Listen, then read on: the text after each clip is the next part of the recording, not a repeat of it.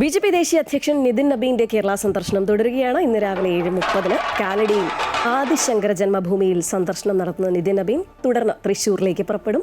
തൃശൂർ നഗരത്തിൽ പ്രവർത്തകർക്കൊപ്പം ചുവരെഴുത്ത് പ്രവർത്തനത്തിലും അദ്ദേഹം പങ്കാളിയാകും. രാവിലെ 10:30 തൃശൂർ ഹയാത്ത് റീജൻസിയിൽ വിവിധ മേഖലകളിലെ പ്രമുഖർ പങ്കെടുക്കുന്ന പൊതു ബജറ്റ് ചർച്ചയിലും നിതിൻ നബീൻ പങ്കെടുക്കും. വിവരങ്ങളുമായി കിരൺ ചേരുകയാണ് കൊച്ചിയിൽ നിന്നും.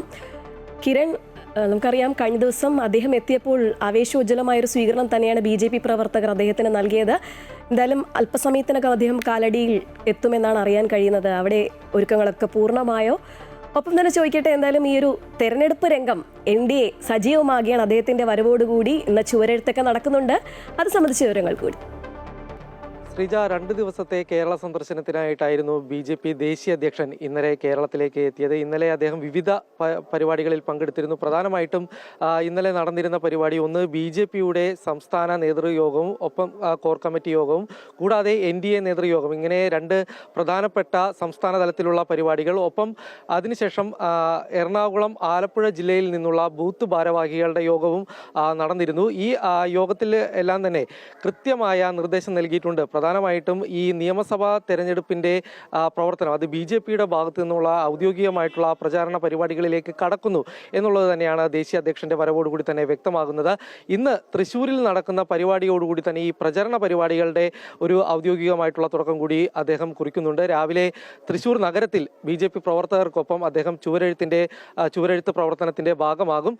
നിലവിൽ സ്ഥാനാർത്ഥികളുടെ പ്രഖ്യാപനങ്ങളൊന്നും തന്നെ ഉണ്ടായിട്ടില്ലെങ്കിൽ പോലും ബി.ജെ.പിയുടെ സ്ഥാനാർത്ഥികൾ വോട്ട് അഭ്യർത്ഥിച്ചുകൊണ്ടുള്ള ആ ഒരു പ്രചരണ പരിപാടികളിലേക്ക് ഏതായാലും ബി.ജെ.പി. ഔദ്യോഗികമായി തന്നെ കടക്കുകയാണ്. ഏതായാലും 2 ദിവസത്തെ ഈ സന്ദർശനം വലിയ ആവേശം തന്നെയാണ് ബി.ജെ.പി. പ്രവർത്തകർക്കിടയിൽ ഉണ്ടാക്കിയിരിക്കുന്നത്. ഇന്നലെ 1:45 അദ്ദേഹം നെടുമ്പാശ്ശേരി വിമാനത്താവളത്തിൽ എത്തിയത്. ആ സമയത്ത് ബി.ജെ.പി. സംസ്ഥാന അധ്യക്ഷന്റെ നേതൃത്വത്തിലുള്ള പ്രവർത്തകരുടെ വലിയൊരു നിര തന്നെ അദ്ദേഹത്തിന് സ്വീകരണം നൽകിയിരുന്നു.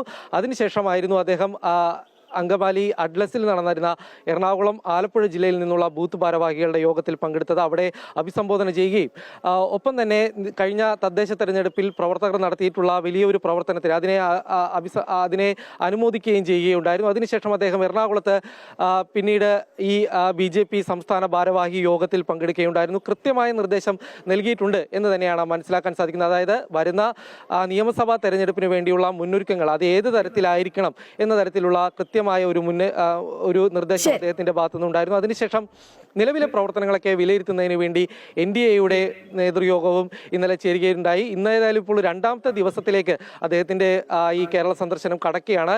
ഈ 2ാമത്തെ ദിവസം അദ്ദേഹം കടക്കുന്നത് കാലടി ആദിശങ്കര ജന്മക്ഷേത്രത്തിൽ ദർശനം നടത്തിക്കൊണ്ടാണ്. ആദിശങ്കരന്റെ ജന്മഭൂമി സ്ഥാനമാണ് കാലടി. അവിടെ എത്തുകയും അദ്ദേഹം ദർശനം നടത്തുകയും ചെയ്യും. ഏതായാലും ഇന്ന് കാലടിയിൽ വലിയ പരിപാടികളൊന്നും തന്നെ അദ്ദേഹത്തിനായിട്ട് ഇല്ല. അദ്ദേഹത്തിന്റെ 7:45 കൂടി തന്നെ ഈ ക്ഷേത്രത്തിലേക്ക് എത്തുമെന്നുള്ളൊരു കാര്യമാണ് അറിയിച്ചിരിക്കുന്നത്. ഈ ദർശനം നടത്തിയതിന് ശേഷം അദ്ദേഹം നേരെ തൃശ്ശൂരിലേക്കാണ് പോകുന്നത്. തൃശ്ശൂരിൽ ആദ്യം ഈ ചുവരെഴുത്ത് പരിപാടിയിൽ പങ്കെടുക്കും. അതിനുശേഷം വിവിധ മേഖലയിൽ നിന്നുള്ള ആളുകൾ പങ്കെടുക്കുന്ന പൊതു ബഡ്ജറ്റ് ചർച്ചയിൽ കൂടി അദ്ദേഹം പങ്കെടുക്കുന്നുണ്ട്. അതിനുശേഷം തൃശ്ശൂരിൽ നടക്കുന്ന പാർട്ടി യോഗത്തിൽ കൂടി പങ്കെടുത്തതിന് ശേഷം അദ്ദേഹം തിരികെ കൊച്ചിയിലെത്തുകയും നെടുമ്പാശ്ശേരിയിൽ നിന്ന് തിരികെ ഡൽഹിയിലേക്ക് മടങ്ങുകയും ചെയ്യും.